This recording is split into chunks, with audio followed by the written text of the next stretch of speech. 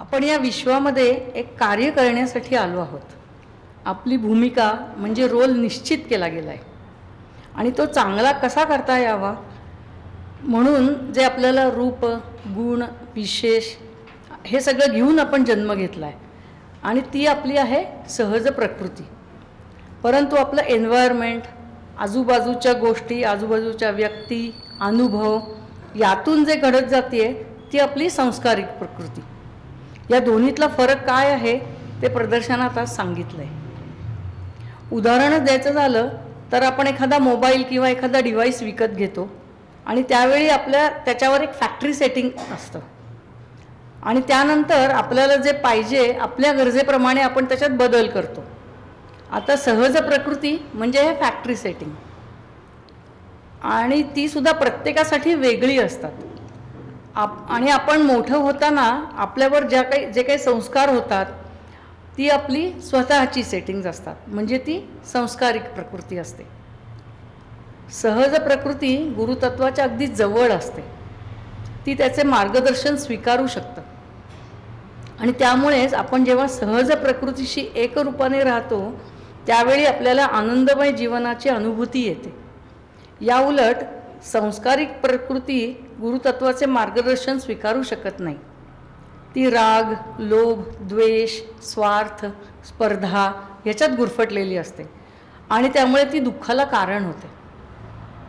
आपण अनेकदा पाहतो की सगळेजण जातात, आपले मित्रमैत्रिणी जातात म्हणून एखादा विद्यार्थी त्यांच्या मागे मागे जाऊन त्यांच्या बरोबरचा अभ्यासक्रम स्वीकारतो, पण त्यावेळी ते आपल्याला खरंच आवडतंय का, आपल्याला समजतंय का, आपल्याला त्यात गती आहे का याचा तो विचार करत नाही।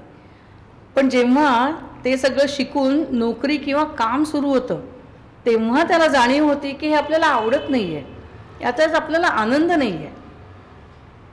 अनेकदा मग त्याची सहज प्रकृती उफाळून येते आणि एखादा डॉक्टरसुद्धा उत्कृष्ट नट होतो, एखादा इंजिनियरसुद्धा उत्तम गायक होतो। ती त्याची सहज प्रकृती असते आणि त्यामुळे तो उत्तम यश मिळवू शकतो आणि आनंदही मिळतो। अशी अनेक उदाहरणं आपल्या आजूबाजूला आहेत। सहज प्रकृती आणि संस्कारिक प्रकृती आपापल्या क्षेत्रात स्वतंत्रपणे खेळत राहतात आणि तेच अपेक्षित आहे। आपल्यावर होणारे संस्कार आणि त्यातून तयार होणारी संस्कारिक प्रकृती आपण टाळू शकत नाही, परंतु काही वेळा संस्कारित प्रकृतीचे वर्चस्व वाढते आणि ती सहज तिला डळमळीत करते। त्याचा परिणाम म्हणजे आपल्याला न्यूनगंड निर्माण होतो आणि दुःखाला सुरुवात होते।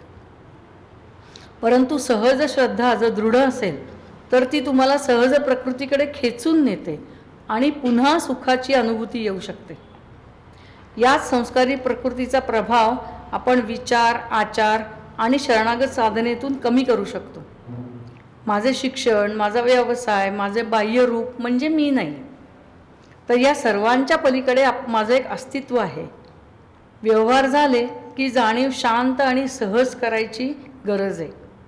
आपण शरणागत साधनेद्वारे स्वतःला ही सवय लावून घेऊ शकतो आणि त्याद्वारे संस्कारित प्रकृतीचा प्रभाव कमी होऊ लागतो।